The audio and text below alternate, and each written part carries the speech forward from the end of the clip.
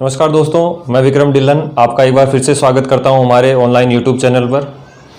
दोस्तों, हम राजस्थान का इतिहास पढ़ रहे थे और राजस्थान के इतिहास में मारवाड़ का इतिहास चल रहा था। मारवाड़ के इतिहास में भी अपन ने महाराजा जसवंत सिंह तक बात कर ली थी कि जसवंत सिंह को अनारा बेगम के प्रभाव में आकर गज सिंह द्वारा क्या बना दिया गया, शासक बना दिया गया, और किसको, अमर सिंह राठौड़ को नागौर का क्या दिया गया, परगना दिया गया। तो 1678 में जसवंत सिंह की जमरूद अफगानिस्तान में क्या हो जाती है, देहांत हो जाती है। तब औरंगजेब कहता है कि आज मेरा धर्म विरोधी मारा गया, यानी कि कुफ्र का दरवाजा टूट गया, मेरा धर्म विरोधी क्या हो गया, मारा गया। कहते हैं कि जसवंत सिंह था तो शाही सेना के साथ, लेकिन हमेशा क्या था, उसके मन में कहीं ना कहीं औरंगजेब के क्या था, वो खिलाफ था। तो उसकी मृत्यु हो जाती है। अब उनकी मृत्यु तक की अपन ने कहानी पढ़ ली थी, उनका साहित्यिक योगदान था वो भी पढ़ लिया था। अब नेक्स्ट अपन इस वीडियो में बात करेंगे वो जसवंत सिंह और जसवंत सिंह के आगे की कहानी की अपन क्या करेंगे, बात करेंगे। तो देखो, अपन बात करते हैं सबसे पहले क्या हुआ कि महाराजा जसवंत सिंह की क्या हो जाती है, 1678 में क्या हो जाती है, मृत्यु हो जाती है। 1678 में क्या हो गई, मृत्यु हो गई। मृत्यु हो गई तब इस समय इनकी दो रानियां क्या थी, गर्भवती थी। ठीक है, इससे पहले मैं आपको एक बात बता दूं, जसवंत सिंह का जो काव्य गुरु था, ये अपने को ध्यान रखना है, इंपॉर्टेंट क्वेश्चन है। काव्य गुरु कौन था, सूरत मिश्र। ये ध्यान रखना कि जसवंत सिंह के काव्य गुरु का क्या नाम था, सूरत मिश्र। और इनकी मृत्यु कहां पर हुई थी, जमरूद अफगानिस्तान में हुई थी। दो रानियां इनकी क्या थी, गर्भवती थी। तो देखो, जब इनकी मृत्यु हुई है 1678 में, इनके कोई जीवित संतान नहीं है, यानी कि जोधपुर का क्या नहीं है, कोई उत्तराधिकारी नहीं है। तब औरंगजेब क्या करता है, अपन ने पढ़ा था इसके समकालीन शासक कौन था, औरंगजेब। तब औरंगजेब द्वारा क्या किया गया, ये इंपॉर्टेंट है, ध्यान रखना। जोधपुर को कौन सी भूमि घोषित किया गया, खालसा भूमि क्या किया गया, घोषित किया गया। ध्यान रखना यहां पर कि जोधपुर को क्या घोषित किया गया, खालसा भूमि। क्यों, क्योंकि जोधपुर का क्या नहीं था, कोई जीवित उत्तराधिकारी नहीं था। इसके अलावा मैं ध्यान दें कि अरब की तरफ कोई भी अगर अभियान करना है तो उसका रास्ता मारवाड़ या कहां से जाता है, मेवाड़ से जाता है। तो मेवाड़ को इस समय इन्होंने क्या नहीं किया, बिल्कुल नहीं छेड़ा। ठीक है, और किस ओर, मारवाड़ की ओर के ओर किसका ध्यान गया, औरंगजेब का। तो औरंगजेब ने इसको अपने अधीन करने के लिए इस क्षेत्र को क्या कर दिया, खालसा भूमि घोषित कर दिया। खालसा भूमि का मैं आपको पहले अर्थ बता चुका हूं कि वह भूमि जिस पर सीधा सा किस सरकार का नियंत्रण हो, केंद्र सरकार का क्या होता है, नियंत्रण होता है। तो उस भूमि को क्या कहा जाता है, खालसा भूमि कहा जाता है।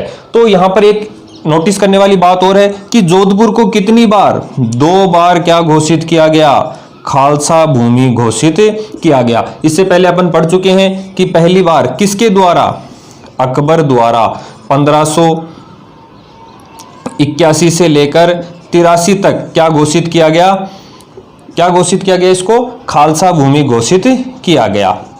कौन सी भूमि घोषित किया गया, खालसा भूमि घोषित किया गया। ठीक है, चंद्रसेन की मृत्यु के बाद इसको क्या घोषित किया गया था, खालसा भूमि। और यहां पर भी इसको क्या घोषित किया गया है, खालसा भूमि घोषित किया गया है। तो अब अपन इससे आगे बढ़ते हैं कि यहां पर इसको खालसा भूमि घोषित कर दिया और किसी को भी क्या नहीं बनाया, शासक नहीं बनाया है।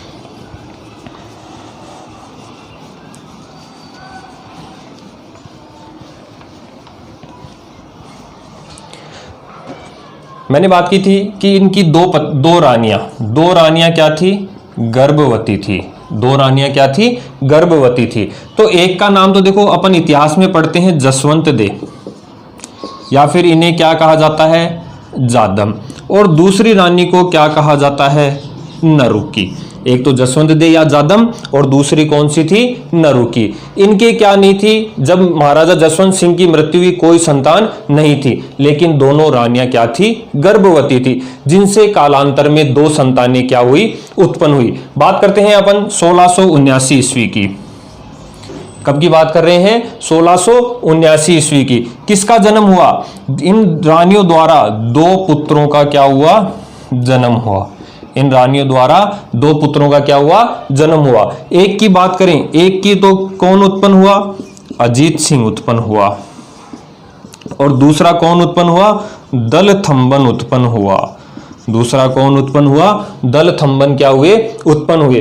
तारीख की अगर अपन बात करें तो तारीख भी ध्यान रखना, 19 फरवरी 1679 को किसका जन्म हुआ है? अजीत सिंह का जन्म हुआ है। माता कौन? जसवंत दे, और पिता कौन? महाराजा जसवंत सिंह। तो अजीत सिंह का जन्म कब हुआ है? 19 फरवरी 1679। महाराजा जसवंत दे की मृत्यु कब हुई थी? 1678 में। तब ऐसी स्थिति में जोधपुर को या मारवाड़ को कौन सी भूमि घोषित किया गया है? खालसा भूमि घोषित किया गया है। अब खालसा भूमि घोषित कर दिया तो देखो, मारवाड़ के जितने भी सरदार थे उन्होंने औरंगजेब के ऊपर दबाव बनाना शुरू किया कि आप क्या कर दो, इनको उत्तराधिकारी घोषित कर दो, या मारवाड़ का राज्य इनको क्या कर दिया जाए? सौंप दिया जाए। लेकिन यहां पर औरंगजेब कूटनीति का क्या करता है? प्रयोग करता है। अपने को पता ही है, औरंगजेब ने हमेशा हिंदू विरोधी क्या अपनाई थी? नीति अपनाई थी। और हिंदू विरोधी नीति अपनाते हुए देखो यहां पर इसके द्वारा सन 1679 में क्या प्रारंभ किया गया? जजिया कर क्या कर दिया गया? पुनः प्रारंभ कर दिया गया। यह ध्यान रखना कि औरंगजेब द्वारा, अकबर द्वारा तो क्या किया गया था? जजिया कर पर रोक लगाई गई थी, और औरंगजेब द्वारा 1679 में जजिया कर क्या कर दिया गया? पुनः प्रारंभ कर दिया गया। ठीक है, दो बार यहां पर दोनों बात चीजें ध्यान रखना। 1679 में किसका जन्म हुआ है? अजीत सिंह का, और 1679 में ही इन्होंने क्या लगा दिया? औरंगजेब द्वारा जजिया कर लगा दिया। जजिया कर का अर्थ स्पष्ट करना चाहूंगा कि जब जो गैर मुसलमानों से लिया जाने वाला क्या था? ये धार्मिक कर था। ठीक है, जब हिंदू या अन्य धर्म के लोग क्या करते थे? धार्मिक यात्राएं करते थे, तो उनसे क्या लिया जाता था? कर लिया जाता था। तो इस प्रकार क्या कर दिया? यहां पर जजिया कर भी प्रारंभ हो गया। और इनका जन्म कहां पर हुआ था? ये क्वेश्चन भी ध्यान रखना है। जन्म कहां पर हुआ था? जोधपुर में हुआ था, लाहौर में हुआ था, क्योंकि जोधपुर के तो शासक बनेंगे। और जन्म कहां पर हुआ था? लाहौर में। अब एग्जाम में क्वेश्चन आता है कि अजीत सिंह का जन्म कहां हुआ, और उसमें पहला ऑप्शन मिलता है जोधपुर, और अपन क्या सोचते हैं कि शासक कहां के थे? जोधपुर के, और अपन राइट आंसर क्या कर देते हैं? जोधपुर, जो कि क्या हो जाता है? गलत हो जाता है। हमें ध्यान रखना है कि महाराजा अजीत सिंह और दलथम्बन का जन्म कहां पर हुआ है? लाहौर में। अब मारवाड़ के सरदारों का दबाव देखते हुए औरंगजेब ने क्या किया? इनको कहां बुला लिया? दिल्ली बुला लिया। कहां बुला लिया? कि दिल्ली बुला लिया, कि आप लोग दिल्ली आ जाओ और मैं आपकी यहां पर क्या करूंगा? परवरिश करूंगा, और आपको क्या घोषित कर दूंगा? शासक घोषित कर दूंगा। लेकिन कहते हैं कि रास्ते में ही इस दलथम्बन की क्या हो गई? मृत्यु हो गई। दलथम्बन की क्या हो गई? मृत्यु हो गई। फिर एक मात्र जीवित संतान कौन बची? अजीत सिंह। तो अब यहां पर क्या हुआ? अजीत सिंह को कहां बुलाया गया? औरंगजेब द्वारा दिल्ली बुलाया गया। ध्यान रखना, कहां पर बुलाया गया? दिल्ली बुलाया गया। और दिल्ली बुलाकर इन्हें कौन सी हवेली में? रूप सिंह राठौड़ की हवेली में रखा गया। यह भी इंपॉर्टेंट है। ठीक है, कि क्वेश्चन पूछा गया था कि अजीत सिंह को कहां पर बंदी बनाकर रखा गया? रूप सिंह राठौड़ की हवेली में क्या रखा गया? बंदी बनाकर क्या किया गया? रखा गया। ये इंपॉर्टेंट है, दोनों चीजों का ध्यान रखना। तो रूप सिंह राठौड़ की हवेली में अब क्या कर दिया गया? अजीत सिंह को बंदी बना लिया गया। अब औरंगजेब देखो यहां पर क्या करता है? औरंगजेब कितने रुपए के बदले?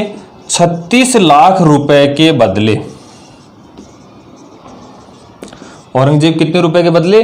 36 लाख रुपए के बदले एक व्यक्ति था, अपन ने इतिहास में पढ़ा था, अमर सिंह राठौड़। अमर सिंह राठौड़ का एक पुत्र था, क्या नाम था जिसका? इंद्र सिंह। अमर सिंह राठौड़ के पुत्र का क्या नाम था? इंद्र सिंह। इस इंद्र सिंह को क्या घोषित कर देता है? मारवाड़ का शासक घोषित कर देता है। ध्यान रखना, मारवाड़ का क्या घोषित कर दिया है? शासक घोषित कर दिया है। कंफ्यूज नहीं होना है कि मारवाड़ का शासक अभी भी किसको नहीं बनाया है? अजीत सिंह को नहीं बनाया है। मारवाड़ का शासक किसे बनाया गया है? अमर सिंह राठौड़ का पोता कौन था? इंद्र सिंह। और अजीत सिंह को क्या कर लिया गया है? रूप सिंह राठौड़ की हवेली में कैद कर लिया गया है। कुछ इतिहासकार यो भी कहते हैं कि औरंगजेब द्वारा क्या किया गया? अजीत सिंह और अन्य रानियों पर, जो उनकी माताएं थी, उनके ऊपर क्या किया गया? इस्लाम धर्म को अपनाने के लिए क्या दिया गया? दबाव दिया गया। लेकिन इन्होंने क्या नहीं किया? उस धर्म को स्वीकार नहीं किया। अब अमर सिंह राठौड़ और इनके जो पोते थे, इनको अमर सिंह राठौड़ के पोते इंद्र सिंह क्या बन गए हैं? मारवाड़ के शासक बन गए हैं। और अब ये केवल नाम मात्र के शासक हैं, ये भी ध्यान रखना यहाँ पर, ये कैसे शासक हैं, नाम मात्र के शासक हैं, ठीक है। यानी कि इनके ऊपर पूरे तरीके से किसका नियंत्रण है, औरंगजेब का क्या बना हुआ है, नियंत्रण बना हुआ है। और कौन शासन चला रहा है, दिल्ली से औरंगजेब क्या चला रहा है, शासन चला रहा है। तो ऐसे समय पर देखो मारवाड़ के इतिहास में किसका प्रवेश होता है, उसकी बात करेंगे अपन। प्रवेश होता है किसका, दुर्गादास राठौड़ का, ठीक है। राठौड़ सरदार थे कौन, दुर्गादास राठौड़। इनके बारे में अपन एक अलग से वीडियो में पढ़ेंगे। बहुत ही शानदार व्यक्तित्व थे मारवाड़ का, जिन्हें क्या कहते हैं, अणबिंदिया क्या कहा जाता है, मोती कहा जाता है। दुर्गादास राठौड़ का यहां पर क्या होता है, प्रवेश होता है, ठीक है। एक व्यक्ति की अपन बात करेंगे, व्यक्ति है कौन, गोविंद दास खींची। नेक्स्ट व्यक्ति कौन है, गोविंद दास खींची। एक व्यक्ति की अपन और बात करेंगे, व्यक्ति है मुकुंद दास खींची। और एक महिला है, एक महिला का भी अपने को नाम ध्यान रखना है। महिला कौन है, वाघेली महिला।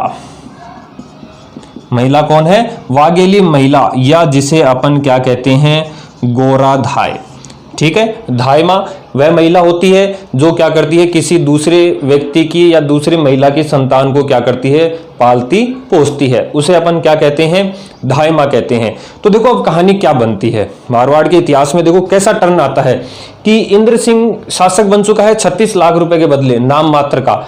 और अजीत सिंह कहां पर कैद है, रूप सिंह राठौड़ की हवेली में क्या है, कैद है। अब उसको छुड़ाने का कार्य है, भाई राजपूत सरदारों को पता लग गया कि भाई औरंगजेब राजनीति का प्रयोग कर रहा है और इनको छोड़ेगा नहीं। तब ऐसी स्थिति में क्या हुआ कि दुर्गादास राठौड़, गोविंद दास और मुकुंद दास ये सब मिलकर क्या करते हैं, प्लानिंग करते हैं कि किस प्रकार अपन क्या करें, अजीत सिंह को छुड़ा कर लेकर आए। तो ये क्या करते हैं, कहते हैं कि इन्होंने कालबेलिया का रूप धारण किया। कालबेलिया क्या होता है, जो सांप पकड़ता है, इसका रूप क्या किया, धारण किया। और किसको आजाद करवाते हैं, रूप सिंह राठौड़ की हवेली से महाराजा अजीत सिंह को क्या करवाते हैं, आजाद करवाते हैं, ठीक है। सेना इनका पीछा कर रही होती है और दुर्गादास राठौड़ तथा अन्य सरदारों द्वारा क्या किया जाता है, सेना को रोका जाता है। अब यहां पर एक छोटी सी बात करेंगे, जो महिला है वाघेली महिला, या इन्हें क्या कहा जाता है, गोराधाय। तो इनके बारे में अपन बात करते हैं। तो देखो क्या हुआ कि गोविंद दास और ये वाघेली महिला ये क्या करते हैं, रूप सिंह राठौड़ की हवेली में क्या करते हैं, प्रवेश करते हैं। किसको आजाद करवाने के लिए, अजीत सिंह को आजाद करवाने के लिए क्या करते हैं, प्रवेश करते हैं। अब ये गोराधाय क्या करती है, गोराधाय क्या करती है, इनका एक पुत्र था, इस पुत्र को क्या करती है, अजीत सिंह के स्थान पर लेटा देती है। अजीत सिंह के स्थान पर क्या कर देती है, लेटा देती है। और अजीत सिंह को कहते हैं फलों की टोकरी में छिपाकर क्या कर दिया जाता है, महल से बाहर निकाल दिया जाता है। तो अब इन्होंने देखो अपने पुत्र की बलि देकर किसको बचाया है, अजीत सिंह को बचाया है। तो अपन ने जब मेवाड़ का इतिहास पढ़ेंगे तो उसमें देखेंगे कि मेवाड़ में एक महिला थी पन्नाधाय, जिसने अपने पुत्र चंदन की बलि देकर उदय सिंह के प्राणों की क्या की थी, रक्षा की थी। तो इसलिए इन्होंने भी देखो अपने पुत्र की बलि देकर, अपने पुत्र की क्या देकर, बलि देकर क्या की है, रक्षा की है। किसके प्राणों की, अजीत सिंह के प्राणों की क्या की है, रक्षा की है। अजीत सिंह के प्राणों की क्या की है, रक्षा की है। तो अजीत सिंह के प्राणों की इन्होंने रक्षा की है, तो इसलिए गोराधाय को क्या कहा जाता है, ध्यान रखना, मारवाड़ की क्या कहा जाता है, पन्ना कहा जाता है।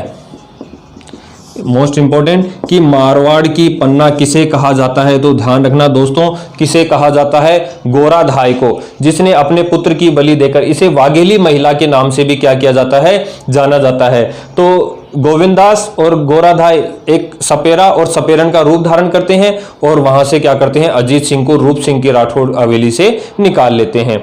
इसलिए इन्हें क्या कहते हैं, अपने पुत्र की बलि दी। तो एक तो मेवाड़ में पन्ना थी और इन्हें मारवाड़ की क्या कहा गया है, पन्ना कहा गया है। यहां पर इनके बारे में कुछ और बातें मैं आपको स्पष्ट करना चाहूंगा कि मारवाड़ की पन्ना तो कहा ही जाता है, मारवाड़ के राष्ट्रीय गीत हैं, मारवाड़ के कुछ क्या हैं, राष्ट्रीय गीत, जिन्हें किस नाम से जाना जाता है, धूसों में। तो इन धूसों को जब आज भी गाया जाता है तो इसमें किसका नाम लिया जाता है, पन्ना का क्या लिया जाता है, नाम लिया जाता है। या फिर अपन यूं कह सकते हैं कि मारवाड़ के जो राष्ट्रीय गीत है धूसो, उसमें किसे याद किया जाता है, उसमें पन्ना या किसको, गोराधाय को क्या किया जाता है, याद किया जाता है। एक क्वेश्चन और ध्यान रखना, महत्वपूर्ण क्वेश्चन है कि गोराधाय की छतरी, गोराधाय की छतरी कहां पर है, ध्यान रखना, जोधपुर में है। गोराधाय की छतरी कहां पर है, जोधपुर में है। यह भी इंपॉर्टेंट है कि राष्ट्रीय गीतों में धूसों में किसको याद किया जाता है, मारवाड़ की पन्ना कौन है, ध्यान रखना कौन है, गोराधाय। और गोराधाय की छतरी कहां पर बनी हुई है, जोधपुर में बनी हुई है। अब इधर देखो, अपन वापस इतिहास की तरफ चलते हैं। क्या हो गया, अजीत सिंह को यहां से निकाल कर ले गए, लेकिन मारवाड़ को खालसा भूमि घोषित कर रखा है और उधर इंद्र सिंह क्या बैठा है, शासक के रूप में बैठा है। तो औरंगजेब दोबारा क्या करता है, औरंगजेब किसी नकली व्यक्ति को क्या बना देता है, नकली बच्चे को क्या बना देता है, अजीत सिंह बना देता है। ध्यान रखना, किसी नकली बच्चे को क्या बना देता है, अजीत सिंह बना देता है, और उसे मारवाड़ का क्या घोषित कर देता है, शासक घोषित कर देता है।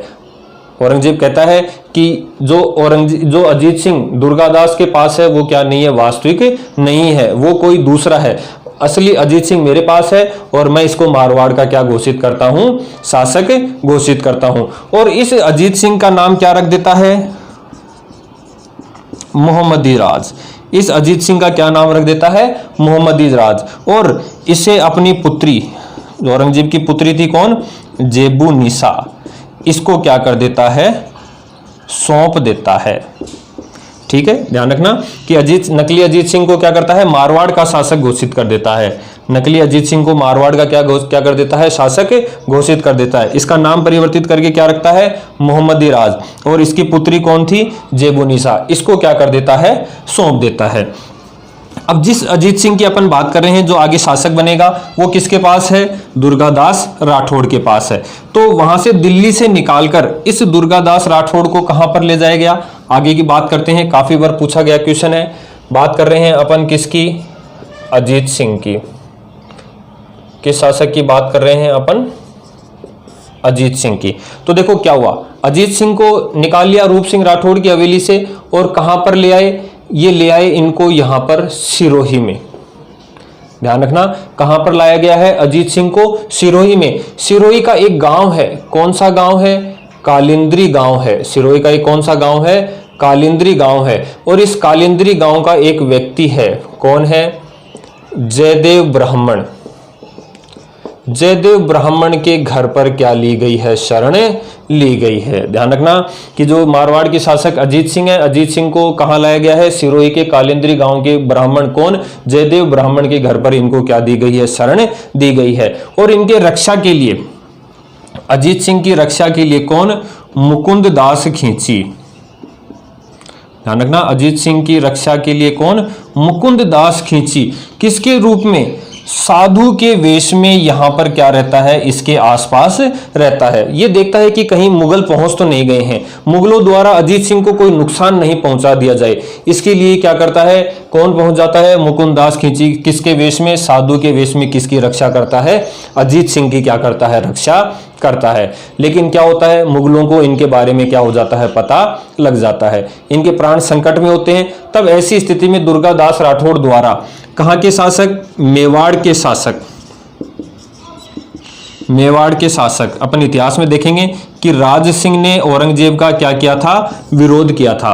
तो मेवाड़ के शासक राज सिंह के यहां पर क्या लेता है, शरण लेता है। मेवाड़ के शासक राज सिंह के यहां पर क्या लेता है, शरण लेता है। और राज सिंह द्वारा इन्हें कौन सी जागीर, केलवा की जागीर का क्या दिया जाता है, पट्टा दिया जाता है। ध्यान रखना, केलवा की जागीर का इन्हें क्या दिया जाता है, पट्टा दिया जाता है। तो अजीत सिंह को सिरोही कालिंद्री से कहां पर ले जाया गया है, राज सिंह की शरण में। राज सिंह कहां के शासक हैं, मेवाड़ के शासक, और इन्हें कौन सी जागीर, केलवा की जागीर। और यहीं पर ही दुर्गादास की देखरेख में इनका क्या होता है, पालन पोषण होता है। तो दोस्तों, उम्मीद करता हूं यहां तक आपको समझ में आया होगा। इससे आगे की कहानी अपन नेक्स्ट वीडियो में पढ़ेंगे कि किस प्रकार ये मारवाड़ के शासक बने हैं और किस प्रकार इनकी आगे की कहानी हुई है। वीडियो को जरूर लाइक करें, शेयर करें, सब्सक्राइब करें। धन्यवाद।